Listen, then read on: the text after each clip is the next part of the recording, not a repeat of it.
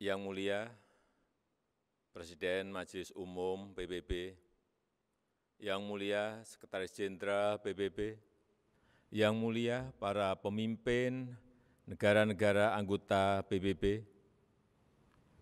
tahun ini genap 75 tahun usia PBB. 75 tahun yang lalu PBB dibentuk agar perang besar, Perang Dunia Kedua tidak terulang kembali. 75 tahun yang lalu PBB dibentuk agar dunia bisa lebih damai, stabil dan sejahtera. Karena perang tidak akan menguntungkan siapapun. Tidak ada artinya sebuah kemenangan dirayakan di tengah kehancuran.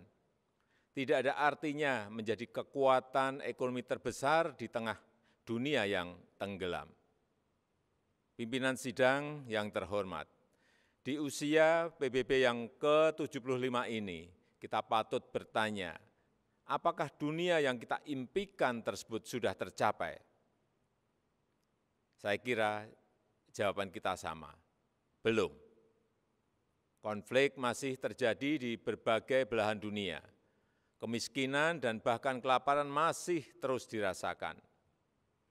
Prinsip-prinsip piagam PBB dan hukum internasional kerap tidak diindahkan, termasuk penghormatan terhadap kedaulatan dan integritas wilayah. Kita semua prihatin melihat situasi ini. Keprihatinan kita menjadi semakin besar di saat pandemi COVID-19 ini. Di saat seharusnya kita semua bersatu padu, bekerja sama melawan pandemi, yang justru kita lihat adalah masih terjadinya perpecahan dan rivalitas yang semakin menajam.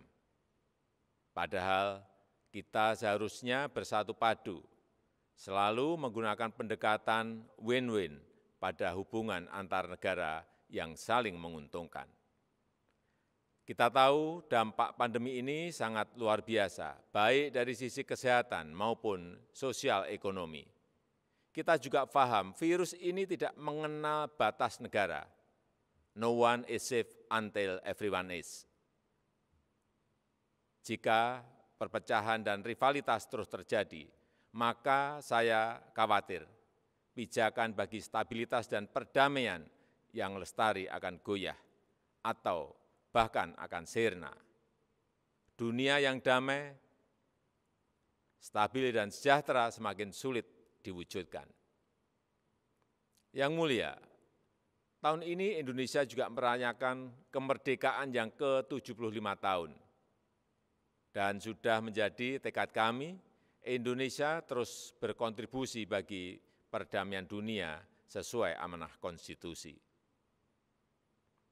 Indonesia akan terus memainkan peran sebagai bridge builder, sebagai bagian dari solusi. Secara konsisten, komitmen ini terus dijalankan Indonesia, termasuk saat Indonesia duduk sebagai anggota Dewan Keamanan PBB.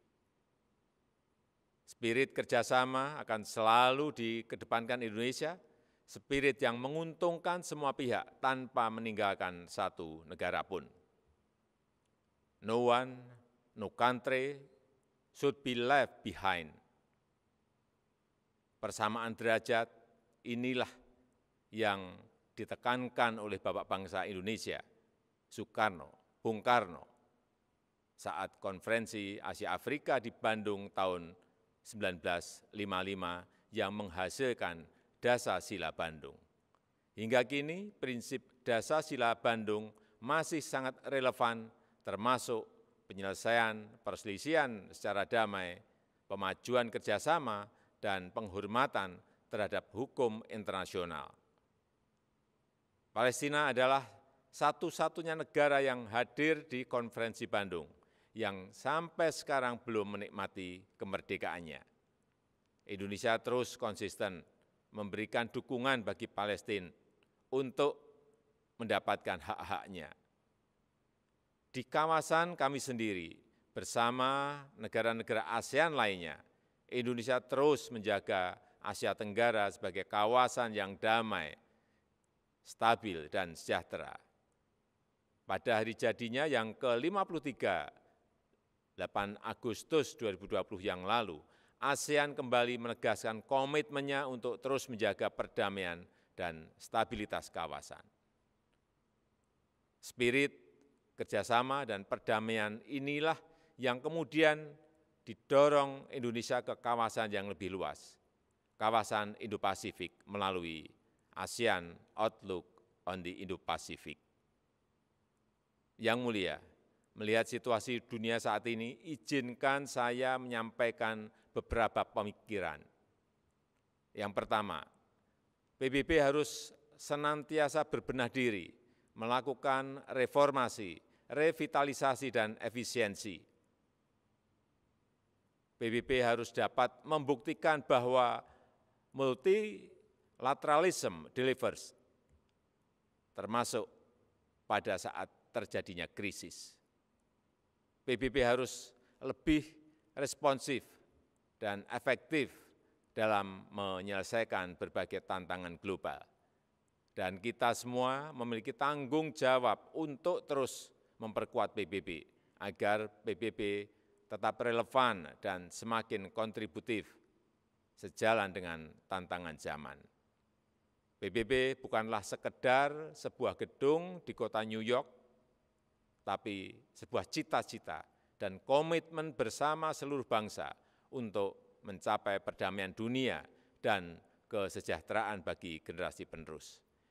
Indonesia memiliki keyakinan yang tidak tergoyahkan terhadap PBB dan multilateralisme.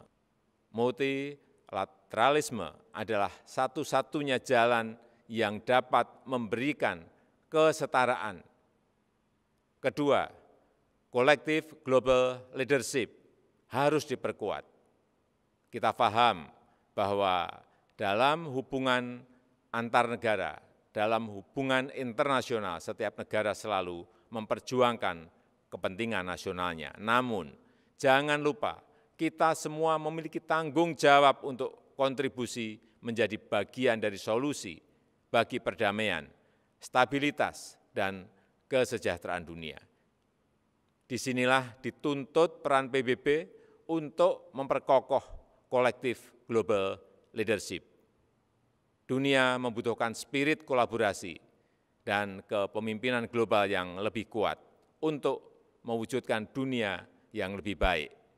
Ketiga, kerjasama dalam penanganan COVID-19 harus kita perkuat, baik dari sisi kesehatan maupun dampak sosial ekonominya. Vaksin akan menjadi game changer dalam perang melawan pandemi. Kita harus bekerja sama untuk memastikan bahwa semua negara mendapatkan akses setara terhadap vaksin yang aman dan dengan harga terjangkau. Untuk jangka panjang, tata kelola ketahanan kesehatan dunia harus lebih diperkuat. Ketahanan kesehatan dunia yang berbasis pada ketahanan kesehatan nasional akan menjadi penentu masa depan dunia. Dari sisi ekonomi, reaktivasi kegiatan ekonomi secara bertahap harus mulai dilakukan dengan melakukan koreksi terhadap kelemahan-kelemahan global supply chain yang ada saat ini. Aktivasi ekonomi harus memprioritaskan kesehatan warga dunia. Dunia yang sehat, dunia yang produktif harus menjadi prioritas kita. Semua itu dapat tercapai jika semua bekerja sama, dan bekerja sama. Mari kita memperkuat komitmen dan konsisten menjalankan komitmen untuk selalu bekerja sama. Demikian, terima kasih.